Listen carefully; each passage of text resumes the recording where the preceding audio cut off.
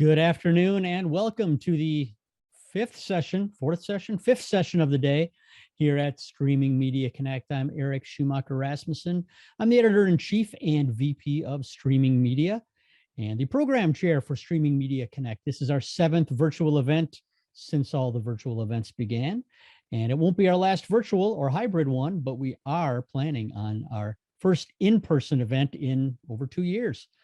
That'll be in Boston, Streaming Media East, May 24th and 25th, with Streaming Media University and Content Delivery Summit on the 23rd. Programs aren't online yet, but registration is open and the programs will be going up any day now at streamingmedia.com/east. But we're in the midst of another great week of virtual panels and presentations and fireside chats, concluding on Friday with a terrific workshop on the best streaming gear and how to use it. So no matter what your streaming interests are, we've got something for you. If you can't make any of the sessions live, we will be making them available on demand very soon after the event is done. Just for being here, you are entered into a drawing to win an Amazon gift card. So stick around till the end. I will announce the winner, and next week you'll get an email letting you know the details. I'd like to thank our sponsors for the entire week, and that's Bird Dog and Harmonic, and we've got a couple of brief video messages from them right now.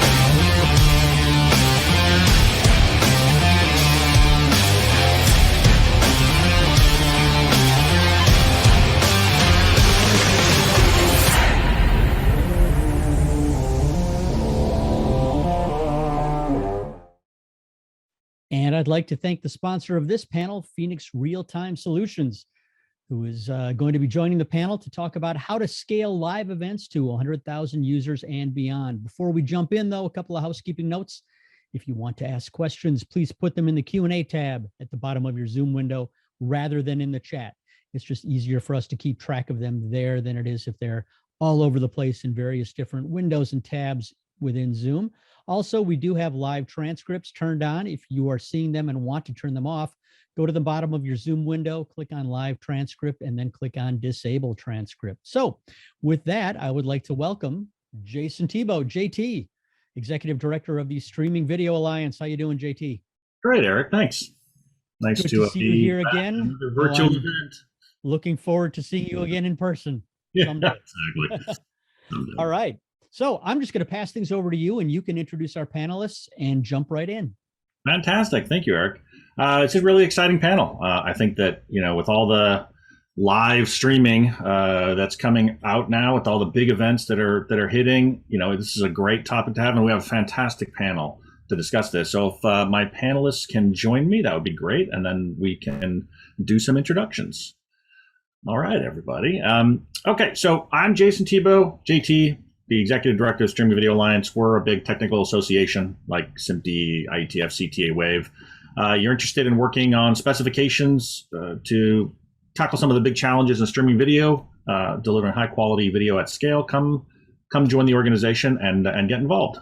All right, with that said, let's take a gander at our panelists here. All right, we've got one slight change. So Kevin Dunaway, it wasn't able to attend our panel, so we have 4 panelists this afternoon. But again, a lot of great minds here to talk about scalability when it comes to big events. So let's go with the introductions. Corey, tell us a little bit about yourself. Yeah, hi. Good afternoon or good morning, everybody, depending on where you're at in the world. My name is Corey Smith. I'm a Director of Live Operations for Activision Blizzard Esports. My team is generally in charge of kind of the glass experience of all the production tech, from archive, distribution, media rights, packaging, etc., for all of our video events or all our sports events going to YouTube. Fantastic. Thanks. Bill. Hey, everybody. I'm Bill Wishon, Chief Product Officer here at Phenix Real-Time Solutions. Here at Phenix, we're focused on doing real-time video, so end-to-end latencies of less than half a second at scale, with high quality. So I'm glad to be here and be able to talk with you guys about scalable video. Fantastic, Bill. Loke. Hi, everyone. My name is Loke Dupont. I'm a staff engineer with TV2 Denmark, where I work with our streaming and player team to handle anything related to distribution, encoding, DRM, anything on the distribution side, basically, of video. Fantastic. And last but not least, Glen. Hi, guys. Hello, everybody. Nice to meet you. I'm Glen Adamo. I'm Managing Director of the Switch Production Services. Spent about 40 years in this business with NBC, NHL, and NFL and other people, and we're working now as the Switch. We're building a end-to-end solution with a product called Mimic, which is a cloud-based system in addition to REMI solutions, in addition to traditional broadcasts. So I'll be excited about this panel.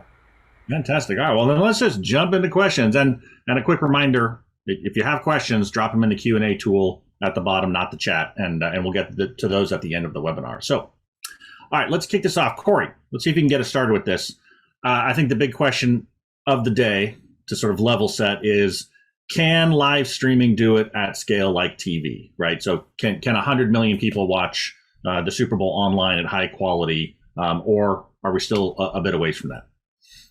I think we can. You look at, depending on the platform you're streaming to, right? So if you're going to do an O&O kind of CDN distribution, website, handset application kind of, device ecosystem, it's entirely possible, but you have to really plan out how your distribution path is going to work. Or the alternative is to use other streaming platforms like Twitch, YouTube, Facebook, and other things that can still deliver those things at scale, because they have a built-in network infrastructure of POPs all around the world that deliver this video at high quality and with, enormous viewership. As you see with, things like Amazon Prime, a lot of these, Thursday Night Football type of events, the Super Bowl, as another example, has huge streaming ratings and viewership, and it's going to continue to go. But I think that also because of the way that the networks around the world have continued to expand their own capacity,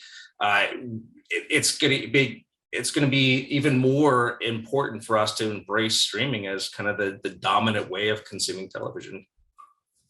Awesome. Who got some? I want somebody to disagree. I want somebody to say, no, we can't do it. Here's why. What are your thoughts, Glen? I actually agree with Corey. I think the big barrier, though, I'm not going to be the naysayer, but I do think the big barrier is getting the people who produce and deliver programming get their head wrapped around the fact that they could reach as many, probably a lot more people, rather than through terrestrial television, through streaming. And I think, for example, we did a thing for the NHL for the Stanley Cup Finals on Twitter Live, and the numbers were pretty decent. Seeing the really, it was 2 minutes before the game, so we had like a 10-minute show, and it was all streamed. And in our case, we had announcers one place, production another place. They were cutting it in Burbank. All using our cloud tool, and I was really amazed. I was pleasantly surprised. It's the first time I thought, wow, this has gotten to a point where you can enjoy it. Now, I'll be honest, I watch ESPN Plus a lot, mostly because a lot of our basketball games that we produce are on there. But more importantly, I'm watching the Olympics versus ESPN Plus. And Corey, I think you nailed it on the head. And again, I'm not as technical, but I say, well, how come ESPN Plus looks so good and the NBC Olympics look okay, but not great? And I wonder if it's the tools they use, and I wonder if it's the distribution. So I'm sorry if I went too long, but those are my thoughts. Now we'll come back to that. Bill, what are your thoughts on, can we do it today? I think the answer to can we is yes. And I had previously worked at Akamai Technologies and got a kind of inside view as to how a large CDN operates. And even 4 years ago, Akamai had crossed the sort of 10 million mark in terms of concurrent audience viewers. But I think the challenge is still exist, and I think prominently exist sort of in the middle of the internet. I think if you calculate up the last mile, there's plenty of capacity for 100 million concurrent viewers out there. But how do you reliably get that signal from wherever its origination point is through the middle of the internet to those edges? Because there's capacity at the edge, and obviously at the very source, you don't need a lot of capacity, but how do you successfully navigate the middle, to make it reliable and keep the quality up? So that, I think, is the still remains a big challenge, is that middle mile, not the capacity at the edge. So that's kind of my view on it. I guess if you had a hiccup on the internet during a big live event, we could, in essence, drive the quality down for all the people that are currently watching. Yeah. And that's another topic too, which is as you go from the very edge where all the viewers are, and you go upstream towards where the source is, the closer you get to the source, the more viewers that can potentially impact, right? I mean, if your source signal itself goes down, obviously that's everybody. But if there's a middle point where you're relaying through and that gets affected, obviously it affects a larger portion of your audience. And so as we start to talk about different topics in this panel, we can talk about the different places where you have to apply more backup plans and backup to backup plans and so forth as you get towards the source. And as you get toward the edge, multi-vendor strategies come into play, so that you're not reliant on a given vendor. So I mean, that's kind of how I see it. We will definitely talk about that. Loke, so you might have an interesting perspective on this, given that you're in a very specific geographic region. But what are your thoughts on are we at this sort of parity with the scalability of streaming to broadcast? I don't think we are at parity with broadcast, at least not in the way it scales. So for broadcast, of course, it's easy to scale something that's sent out over terrestrial broadcast or something that goes on a cable network. You deliver one stream and everybody can listen to it. I haven't seen anybody do that with streaming. I do think that we are at a place where we can certainly match the number of viewers on streaming, but it requires a different way of thinking about it. For instance, for traditional broadcast, which we also do as a broadcaster, we used to at least either owning or having a significant say over the distribution network. That's not necessarily the place on when we're talking streaming. We're relying on CDNs, and they're relying on CDNs being connected to the end users' ISPs in ways that we necessarily can't monitor. So I think it's possible, but I think that the challenges are certainly there in making sure that video stream actually gets to the end user without any impact along the way. Very interesting. Very interesting. So let's all take the feeling or the belief that it's possible, right? We could scale live events to the same capacity as broadcast, but as to Loke's point and Bill and Corey and Glenn, right, there are different requirements, to get this done besides being a broadcast network. So Corey, I want to know if you can start the answer to this question, but thinking about the technical challenges to that scalability, is it, as Bill says, just the middle mile? Is it the last mile network? Is it the ISP? I mean, where are the real technical challenges that streaming operators need to keep a focus on in order to make sure that scale happens, but quality doesn't degrade? Sure. I think it's a multifaceted answer because I think it happens in two different places. One, it's how likely is the event become popular in what part of the world? So that it kind of dictates how you build your distribution network on that side. The other piece that's primarily critical is how are you protecting origin? So to Bill's point earlier, what Akamai does really well is shield the origin from global disaster or meltdown because of the way that they've cascaded tiering out to the edge. So you kind of have to look at like how hot is the content and how well are you protected at origin? How does your distribution downstream as it cascades through the different layers out to the edge?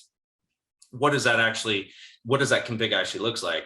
And from a one-to-many global distribution where you don't need a lot of other feedback coming back from the clients, you can really hone that event to what your capacity needs to be, right? So if you're doing like a tier 1 event, like a Super Bowl or something like that, it's a completely different CDN config. If you're doing, just regular, kind of Comcast Cox kind of, switching of channel kind of IPTV stuff.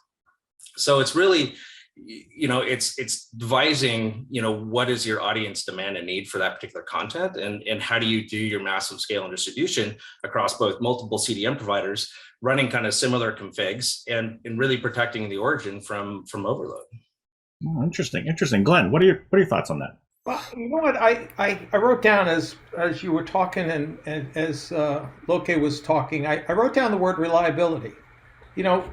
Having run the NFL network and 15 of the last 18 Super Bowls before I left, reliability is a huge issue.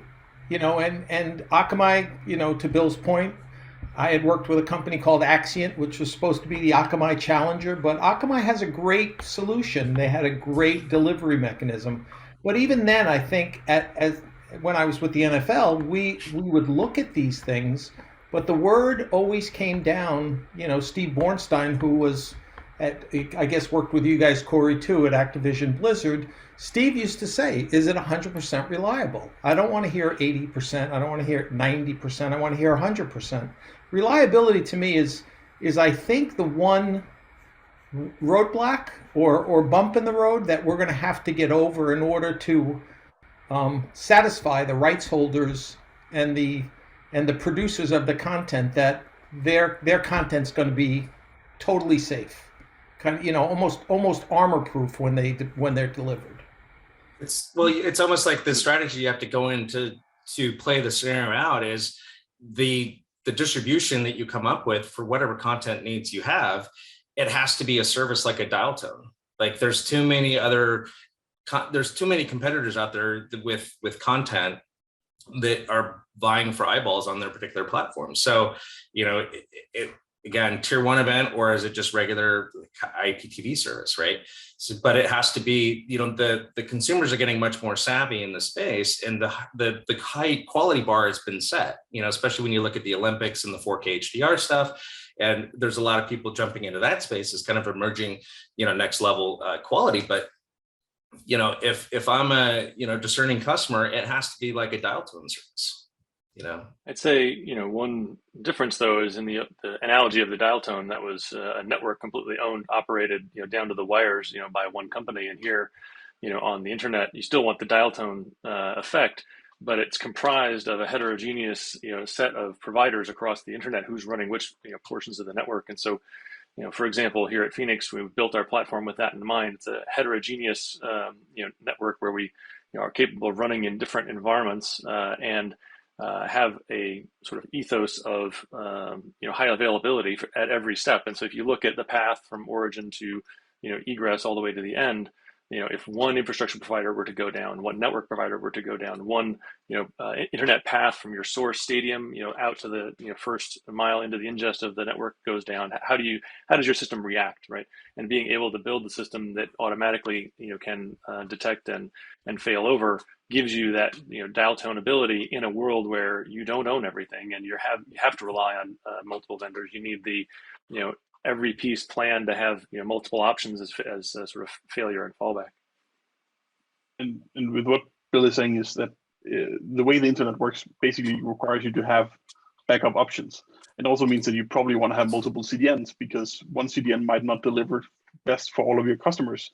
One challenge we run into sometimes is that because we're targeting basically a single country, we use a lot of bandwidth in that particular country. And what we can see is that sometimes a particular CDN wouldn't necessarily have the best traffic peering or peering relationship with a particular ISP. So we need to make sure that those customers on that ISP gets traffic from a different CDN. Of course, in order to do that, we also need to monitor. So we need to monitor how is delivery actually going to the users, because otherwise we are making those decisions blind. So you need to have a better understanding of the data that you get from your clients to be able to make decisions intelligently and route traffic around when you're dealing with internet distribution that you necessarily had to do for a broadcast network or a sort of satellite distribution. Yeah, all about the traffic shaping. It does say that streaming has, like Loke, you originally said, has some considerations that broadcast doesn't, right? So to reach the same kind of scale, we have to think a little differently. And this next question really sort of gets at that, right? Because usually when we talk about scale and video, we're just talking about, can we deliver bits to an increasingly large number of concurrent users? Okay, that's great. But there's so much more involved with live streaming an event than just delivery of bits. So things like authentication portals, things like payment gateways. Like, what are some of the, and Bill, maybe you can start us off here, but what are some of the other things that a streaming operator really needs to keep in mind to scale as they're thinking about expanding the number of concurrent viewers they have? I mean, just what are all the other pieces besides just delivery? I think that when we talk about scale, we ought to think about two parts of the scale too. One is just the overall concurrency you expect, but the other is how fast you expect your audience to come online. Because we've seen failures in both areas before. You know, if we go back and look at examples of things that have failed, you can see examples of things that have failed because the rate of transactions was too high. For example, a payment gateway. Where you have a payment gateway that's in the process of people getting on board to the stream. They have to pay for the stream, and it gets inundated with a surge of people wanting to join the event. Takes down the payment gateway, takes down the entire event essentially. Even if the streaming infrastructure was going to be perfectly fine in terms of when the users finally joined, you had an issue at the in the workflow of the user getting online that wasn't properly examined and scaled, and perhaps not even a backup plan even planned. They had a single point of failure, and so anything that's in your user flow from when they get aware of your event to when they come online to whatever link they click, to get to the first place where they're going to then either subscribe or put in their email or whatever it is that their flow is. You got to look at all of the pieces that are being touched, whether it's authentication systems, payment gateways, other systems like ad insertion systems along the way, and whether they scale to rate of transaction and at stable state, the overall audience size. Anybody want to add to that? Anybody else see other pieces that sometimes get missed when we talk about scalability? Yeah, I think actually one thing that is a little bit maybe counterintuitive is if you have a service where you have live streams and you have these popular events that are going on in live streams, one of the times that is actually can be tricky is and when that particular event ends. So if you have a football match or whatever, whenever that event ends, you basically have all the users wanting to see something else. And you go from having absolutely no load on all the services that distribute information about what's in the catalog and so on, to having a lot of load all at once. And scaling like that from 1 minute to the next can be really, really hard unless you sort of take into account that actually, okay, we have quite a lot of users watching this right now. We better know that when this ends, we should probably prepare for them to be able to want to browse and find something else to watch. And another good example of something that can come up and for us is that we are running a live ad replacement on our live streams. And because we're targeting that to individual users, it's really hard to cache because basically we want each individual users to get the ads that are targeted for them. And that means we have a service that basically needs to serve individual streams. And that's much harder to scale than if we're talking traditional streaming where the same stream gets served to everybody. That's much easier to cache. So some of those services that are in there that every time you do something personalized, you're basically asking for it not to be cached in a way because you're targeting it to a specific user. And that can be a challenge to scale, especially when these unpredictable load spikes happen when an event ends that you might not have been aware of was a big event. But yeah, that's another thing that's not necessarily streaming related, but can be just as problematic to handle. Right. So more or less, some of the theme here too is it's the packaging layers. So wrapping up your DRM, wrapping up your ad insertion. The ad insertion, you can go both client and server side, right? So where do you want to provide that offload guidance? And that goes to your cache offload capabilities. But also where I see a lot of stuff failing is when people try to apply SSL and they don't do it very well. So obviously we want to protect all of our content because we have rights holders and everything else. But at the same time, if you're deploying a major rollout strategy of like a CDN provider or providers in the ecosystem, and you don't do your SSL offload correctly, none of this stuff is going to be cacheable anyway. So you really have to enable kind of this idea of SSL reuse where the bits of video are actually like very highly cacheable, but the edge termination is actually handling all your SSL offload. So it doesn't always cache miss back to your origin. And that kind of goes into the origin shield and your cascading configuration. That's very interesting. There are lots. It seems like there are lots of considerations, and actually, that leads right into the next question. And Glenn, maybe you can start us out with this one. The idea of scalability, right, is not just about serving an increasing number of users. And to Loke's point, doing it at sort of suddenness and then coming back down. It's also ensuring the consistency of quality, right? So you guys mentioned before the dial tone thing, right? So you pick up the phone, the dial tone's the same thing every time. It works the same way every time. And I can't even think about how many times content rights holders have said to me, yeah, that streaming solution's great, but it just has to work. It has to work the same way every single time. What are some of the trade-offs or maybe the considerations that streaming operators need to make to balance scalability with quality? Like where, and throw latency in there because it's live streaming. The first thing I was going to say. Where do you make those? How do you make those trade-offs? Well, you know what? I think we're lucky, though. When you really think about it, this pandemic has done one thing that I don't think people outside of our business really think about. And that's, if you remember when CNN used to do, when they've done news, the NBC, all of them, when they've done it, it's always been with satellite trucks. Very little. I mean, satellite has latency, but not that much. Then we added Zoom into the broadcasts, and the video quality and latency was an issue. And now, kind of, we've almost trained the public that it's not going to be pristine, but you're going to get your content. And I think, believe it or not, as the scaling, and again, I'm not as technical as a lot of you guys are. I'm more of a content producer. But my thought is, as you scale this content, to the extent that the technology continues to improve, I think the expectations are easier to accept because, if you think about where we came from 5 years ago, 3 years ago to now, it's really night and day. I mean, we're going to, for example, the Switch, we're going to be doing ad insertion and streaming for Thursday Night Football for Amazon.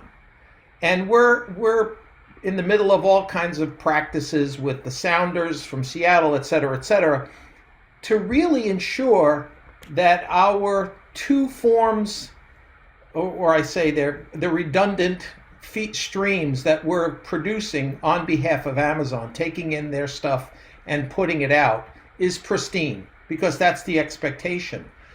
But I think as a viewer and a consumer, I think our expectation that everything is the way it used to be in television, where it was spot on, there was no shifts until we hit HD. There was no shifts and no other things. We've learned to buy a little bit in the form of entertainment. And I think that accrues to our benefit as streamers. That's my little thought. Well, I love this. Okay, so expectations, right? Do consumers really care if the quality is not as high as it should be? Like, is that a trade-off that operators have to make? I mean, sound off, guys. This is a really interesting topic. I'd just chime in and say I've spent most of my career focused on sort of innovations and new technologies and trying to seek out where technology can provide value, and where technology can provide value and is technically feasible, I think it will happen over the course of time. And you can see that with online video. There's now more high quality online video than there is available on traditional broadcast networks. You can get more HDR, 4K content through the online portals than you can through your satellite or cable connection or over the air. And the scale of online, as we've talked about, has now gotten to a point where it rivals most evening time broadcasts, and most large events that we see are now capable of being distributed online. And one of the areas that's kind of lagged behind is that latency component, where as we made the transition from traditional broadcast to online, latency just got sacrificed at the altar, and is 30, 40 seconds in addition to the broadcast latency. And here at Phenix, we're trying to and we have built a platform that allows us to accomplish three things at once. To get the scale, to have the quality, and to reduce the latency down to sub half second end to end. And while there are some trade-offs on the margins as you get down to the sub half second area, I think that the industry as a whole would probably acknowledge that as you go from 30 seconds to 15 seconds to 5 seconds, I mean, the really shouldn't be any significant trade-off in those areas.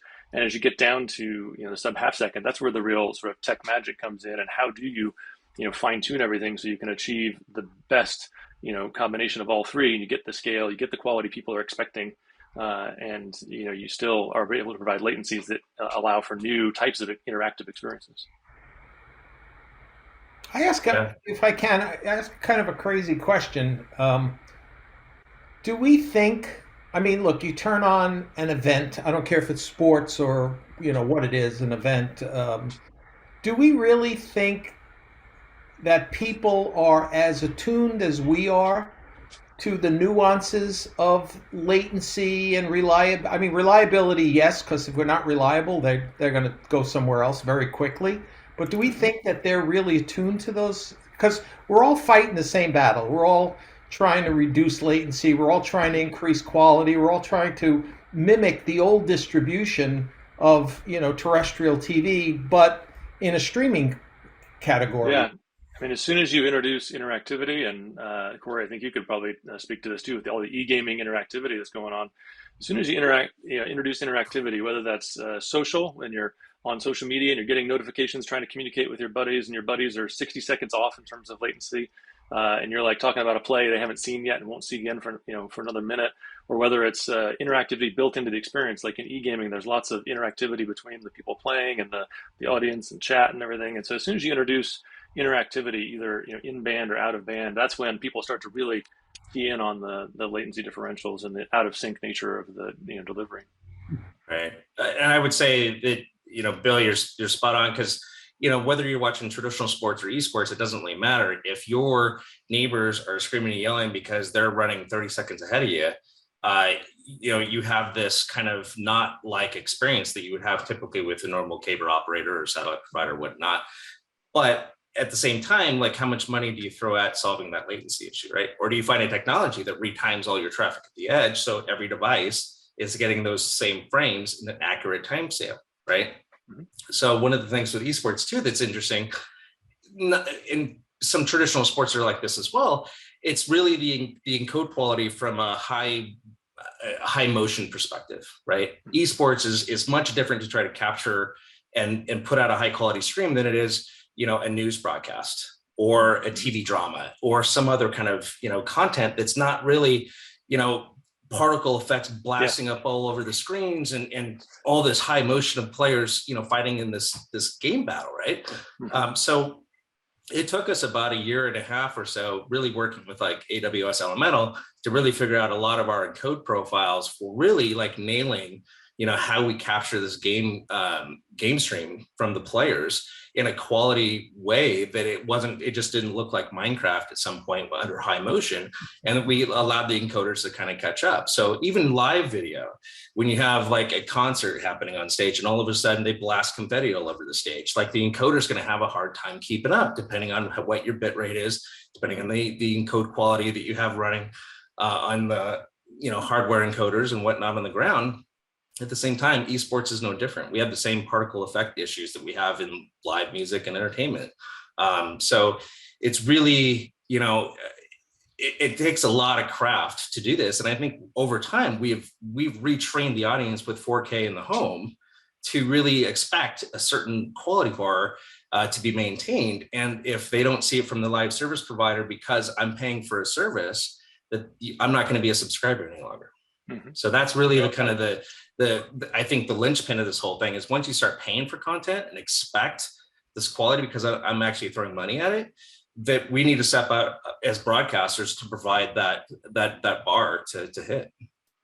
In terms of whether the customers are actually expecting that quality, I think they absolutely are.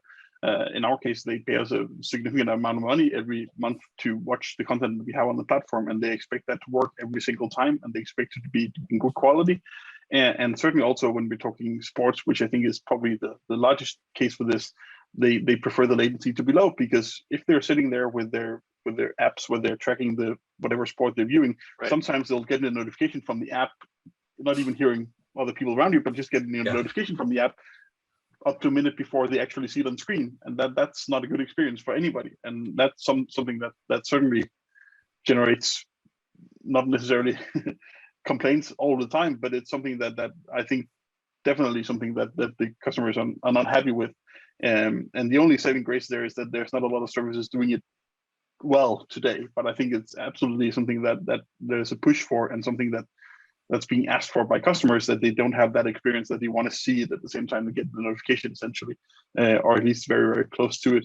And of course, when you're talking latency, not only is it often, when you're talking streaming, worse than it is on traditional podcasts, but it's also usually wildly inconsistent between different clients, because different clients have a lot of different behavior.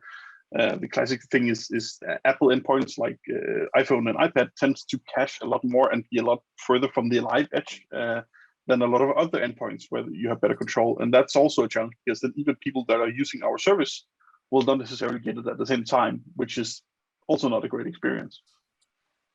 Yeah, I think just recently I was watching a hockey game, and 5 seconds before the goal was scored, Yahoo Sports on my phone pinged me.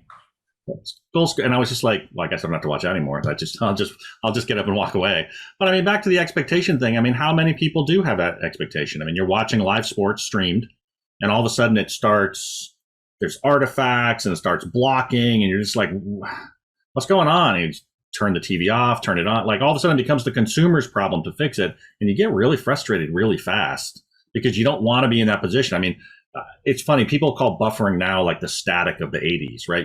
And I date myself, but there's TV going and there starts static, you walk up and you smack it, or you move the rabbit ears around and you jiggle the TV, and eventually it would be like, okay, good, the picture's good, let's sit back down and watch. That's kind of where we're at with the latency issue today, that results in either buffering or artifacting or blocking or any of those. That's interesting that, that consumer expectations are tied up in the trade-offs that streaming operators, make for latency and quality and scalability. Corey, when we were doing the pre-panel discussion, you brought up a really good point, that when we talk about scalability of live streams, we often talk about the end of it. Like, how many people can we support at once? And we focus in on, let's tune that and optimize that, and so that we can deliver more streams successfully. But you had brought up that there's also a huge issue at the beginning of it with the content acquisition and protocols and signaling. And I'm wondering if you can talk a little bit about how those impact latency sort of down the chain, through the workflow. Sure. I think that, from a live event standpoint, what we've witnessed over the years of especially working, in the COVID world, is like basically contribution from home, right? Where you have talent and casters using their home internet. Home internet wasn't made for a lot of contribution. It's made for a lot of consumption. So, you have to kind of start flipping the ISP conversation around, and all of a sudden you have a much different problem to solve, because of the fact that you may only have 20 megabits up. So how are you going to get high quality, contribution out of somebody's home? Within 5 or 7 megabits of their contributions, you really have to start looking at like low latency, high bit rate technology, SRT, and some of those. And I know we're going to get into that in another panel tomorrow. But we kind of have to.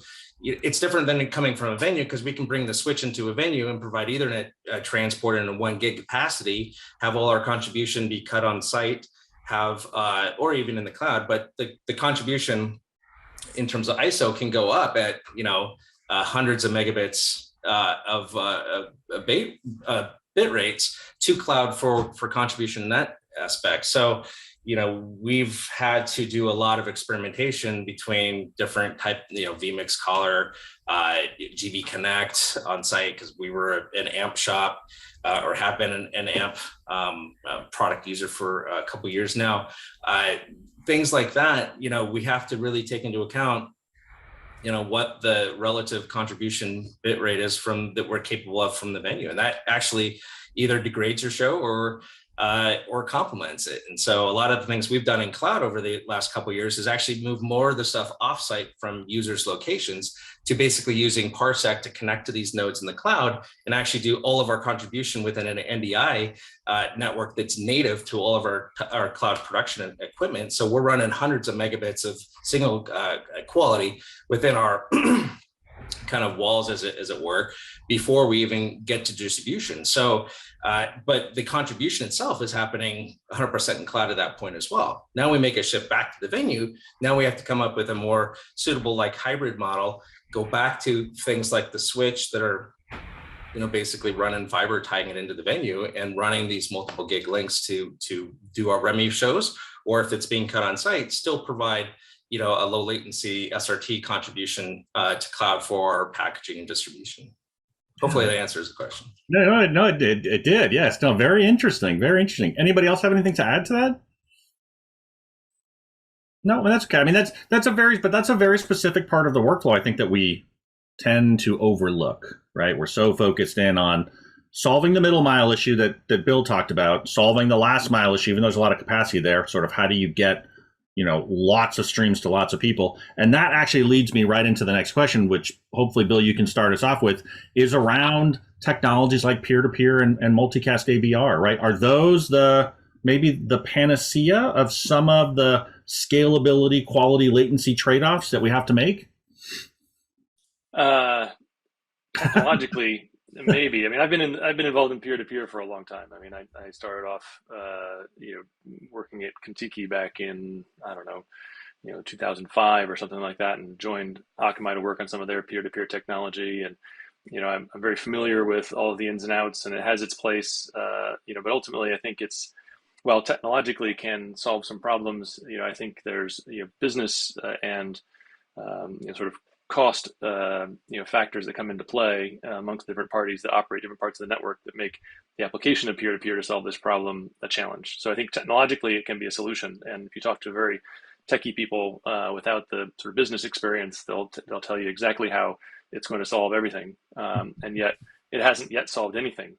So there's a bit of a dichotomy that I think the key to unlocking rests in business, which is why I do think if there is going to be a solution based on some form of multicast or peer-to-peer, which is often referred to as sort of application level multicast, it's going to have to be done in conjunction with the network operators that have that last mile network. And once you start to involve them and you start to look at their network infrastructures, you start to see there are alternate solutions that also work, inside their network with the quality of service guarantees they can provide and their network, infrastructure. So I don't see in the near term, peer-to-peer or multicast, coming in to save the day. I do think these are tools that should remain in consideration, but ultimately, I don't think they're a solution to the scaling problems we're talking about. If I can make a quick comment to that real quick, so we solved the problem in a previous life of mine by pairing with some of these specific networks. So we were going to do some work with some larger cable operators in the country. And we used basically DNS triangulation of where the client was coming from in order to hand them off to a private CDN provider within their network. So we were able to actually do a peering relationship. So we provided the actual origin stream to say like a Comcast or a Cox, and that they actually did the private CDN distribution for their customers. And we just basically did DNS redirect to those nodes for those customers because we knew they were coming from those networks. So we basically off-ramped the public consumption of that for the specific customers of those networks. And that's a great way to solve your peering relationship problems. And Comcast and Cox and all those guys can do a lot of this multicast stuff as well. So they have a different way of delivering based on the size of their private network, as opposed to the public consumption from a global perspective.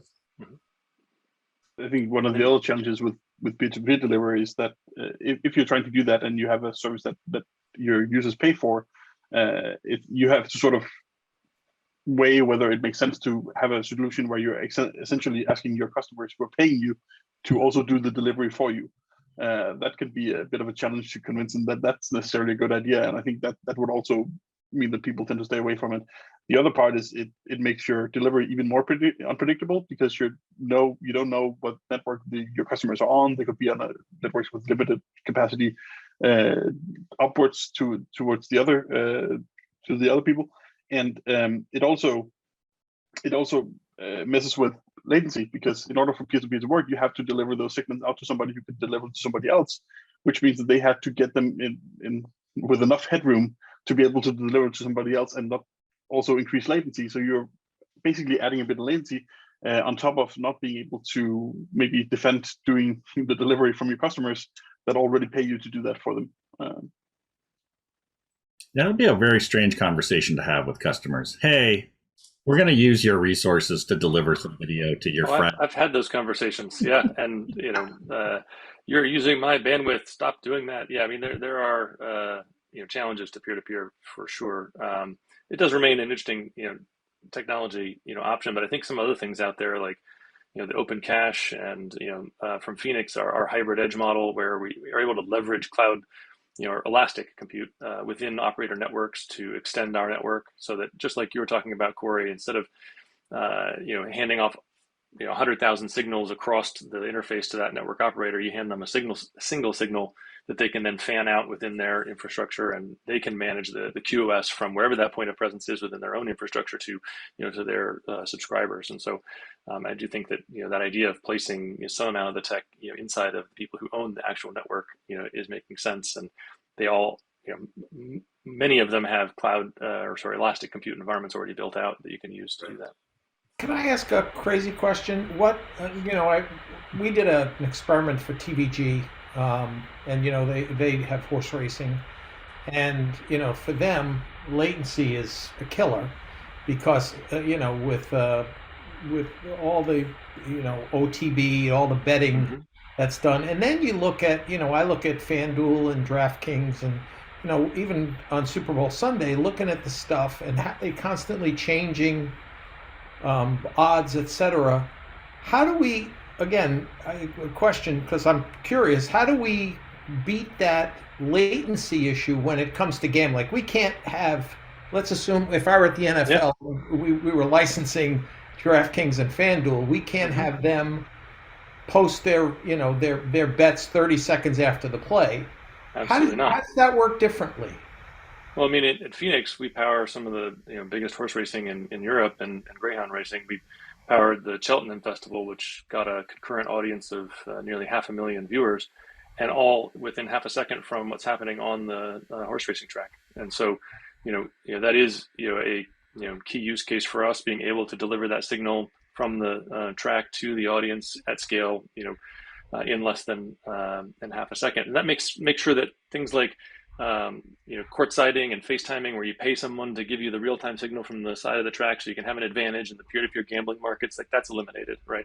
You no longer have that. And because of the sync technology that we've got, the entire audience is in sync with one another, and they can have a fair peer-to-peer gambling market also. And so this is one of the key areas where low latency and real-time in particular, adds a lot of value. You can get more bets in, you can get micro wagering down to every putt, every swing, every event in the stream, and not have to cut off the betting window early. And you can have that fair environment if you're running a peer-to-peer gambling market. Interesting.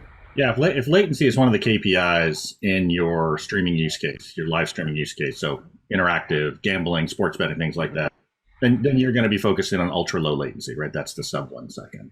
But there is, low latency, there's real time, there's all sorts of distinctions now that have happened with latency, and their optimization for it. I think Corey had mentioned before, like, do you throw money at optimizing half a millisecond out of your stream? Is it worth it? Depends on your use case, right? So if your use case is betting, yes, it's worth it, right? You can't have that latency, right? So it's that there's a lot of distinction now that has come up in the streaming industry to really sort of identify what kind of latencies apply to what kind of use cases. But I'm glad you brought that question up, because it is an interesting thing as you start thinking about scalability. Can we scale with ultra low latency and all that synchronization? Can we do 500,000 users, 50 million users? Like, so it just that it's another data point and another consideration in your scalability considerations. There's another aspect too, which is getting all the source signals. I mean, there's a lot of horse racing tracks, there's a lot of venues, there's a lot of places where you need to get signal from. And how do you get signal from all those places without having to deploy hardware in all those places, and do it in real-time latencies if that's what your use case desires, right? And so that's another challenging area. And I know the switch being connected to a lot of different venues offers an ability to kind of solve that problem in a way. Yeah. So I want to get back to a topic, because we're running out of time here. I want to get back to a topic that somebody had mentioned previously, which was around multi-CDN delivery. And I think it's important we talk about that as a consideration for scalability. And Loke, I was wondering if you could sort of lead us off in answering this, but Obviously live streaming is not often carried out on just one network. But what are some of like the operational best practices that you can think of that maybe you've experienced yourself in terms of using or delivering live streams over multiple delivery networks? Well, I think the primary one is that knowing how that particular CDN is delivering the content. If you don't know whether that particular CDN is performing well for a particular subset of users, it's really hard to select which CDN to use. So basically gathering stuff based on which ISPs are, what is the average bitrate and buffering for this ISP, what is the average bitrate buffering for these streams or these clients, because there might be differences in how they deliver to particular clients. Having that is a very good base as a way to figure out what you need to do with CDNs. And then the other part is, I would probably argue that the ideal scenario, you can do in-stream switching. So if you have a CDN outage at some point during a live event, you don't have to have everybody basically stop their stream and restart it. You can just basically just switch where the segments are coming from. But that's not necessarily a solved problem. That can be very tricky on some devices. And then, of course, you end up starting out by, okay, whenever we initiate a stream, we'll make a decision there at that point, which CDN are we going to give this particular user based on how are they performing based on CDN, how are they performing on device? Okay, then let's give them that CDN. And if you don't really have a clear difference, then of course, you can always add a layer on top of saying, okay, if these CDNs are delivering the same way, then you can sort of optimize for costs. But you gotta have that data, because otherwise you're basically just tossing out random CDNs blind, and that's not gonna improve anything. At worst, it could make it worse.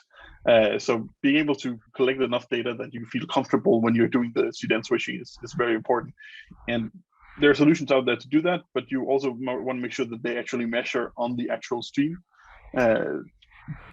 Fetching something that's already cached in the CDN, the same object over and over, is not going to be a true measure of how they're actually doing stuff. And you want to make sure that you're measuring from the individual ISPs out there. You can't just measure it from a central point. That's not good enough, because that delivery to that point might be good, but it's not good to a particular ISP.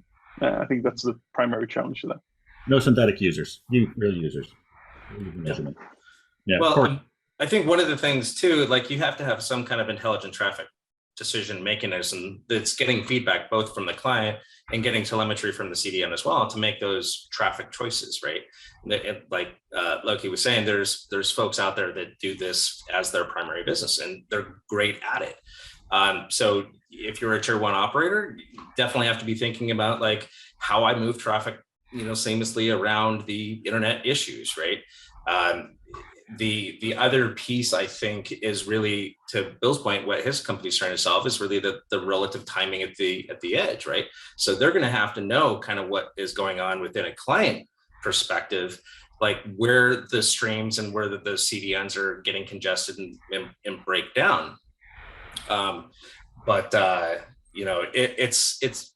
The challenge 10 years ago was so much greater than it is today.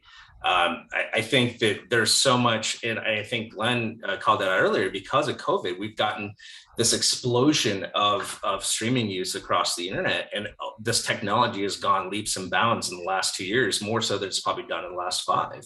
So I would say that, technology is going to continue to improve, and you're going to see lower and lower latency. You're going to see events on your handset that are timed more directly to like your time of that fragment being delivered to your phone. So you're not getting this weird pop-up like experience with a stream delay. Traffic shaping is the key to your survival, really. I tell you, it's funny, Corey. I think you're spot on in terms of what's happened because of COVID. I mean, I've seen, our business, our quote unquote production business, we went from, a couple, maybe 20, 30 events in our first year, 3 years ago, to 175 events last year, to 175 events the year before, and most to do with COVID. And I think the good news for all of us is that it's actually pushing the content producers to be more creative in ways that they were always afraid to. Producers and directors had to be on site. God forbid they couldn't be on site to talk to the two coaches. Not that they couldn't do it with a Zoom, and they do it today. You know, ESPN now has this thing called LFH, live from home kits, where I want to say 30-40% of their broadcasts now are done with announcers doing their business from home. I mean, I think COVID's actually helped our business in so many ways, because it's forced us, right? It's forced us to use tools we were afraid to use. You know, as production people, I think, and operations people and technical people, we say, well, that's good, but it's really not proven. Well, COVID said, hey, guess what? It's not proven, start using it, because that's the only way you're going to get on the air.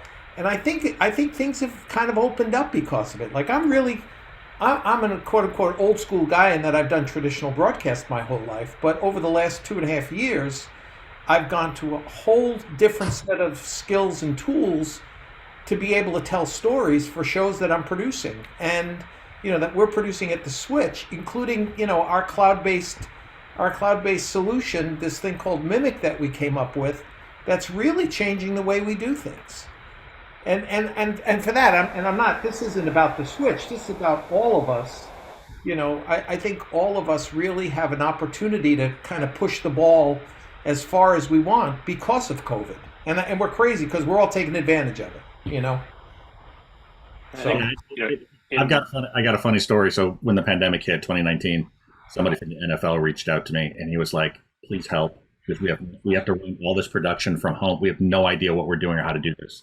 And so thankfully, I could put him in touch with Joe and Zerillo, who'd done there. And I was just like, you guys talk to each other, sort this out. And Joe was like, I got this great guy who can help you out. But it was, they had no idea. And now all the technology that's come about to enable live streaming at scale from, you know, again, that production part, which is where latency happens as well and scalability happens. Now you've got it where everyone's doing it. And they're doing it well. And you're getting HD quality content from the home. It's better when people have symmetric links and have more than 5 megabits per second of upload. But the fact is they're getting HD quality that's going out on televisions. Like, people are watching that on not only on streaming, but also on cable networks. It's really amazing. I will say that the pandemic has improved the industry. And there are some really talented people, and now they're forcing, you know, some of the higher ups, you know, the Sean McManuses of this world at CBS and other places, to say, wait a minute, we save how much by keeping our people home? We save, you know, the radio. We did all of NFL radio last year, the visiting teams, and it was costing them maybe $1,500, $2,000 a game to do radio from home instead of going on site. Well, they started calculating, oh my God, we're saving like $15,000, $20,000, $30,000 a game by not sending our announcers and yeah, exactly right. Your head explodes and you go, what are we doing? What are we wasting money for? Let's put it into the broadcast. So hopefully that'll continue. No, absolutely. Okay, we do have, so we got a couple minutes left. We do have a question here, and it's just a really simple question: is, do you ever use UDP for distribution? And Bill, I'm gonna ready to use. So, I mean, actually tying into what I was going to say about the last 2 points, which is about multi-CDN and about the impact of COVID, one of the common threads there is the standards that exist in the industry to enable that kind of fast movement from on-site to remote. Also, the COVID has pushed, you know, sort of focus on WebRTC, which is what's powering a lot of the online video conferencing, but it's also what Phenix is based its platform on, which is WebRTC for its real-time, you know, delivery, and that is UDP based. So we do use UDP. It is the protocol that WebRTC runs on. It is, you know, sort of a requirement for true real-time interactivity, and, you know, we're able to do that at scale. But to my point being too, that having a standard protocol like WebRTC that's available in all the browsers is really a key building block for making the whole ecosystem around real-time and interactivity flourish, because you can do things like in the previous CDN generation, do multi-CDN, and, you know, be able to have vendor choice and so forth and scale. So I think that that's an important aspect of, you know, technology as we go forward, is figuring out those standards that we can use to collaborate and, you know, move quickly.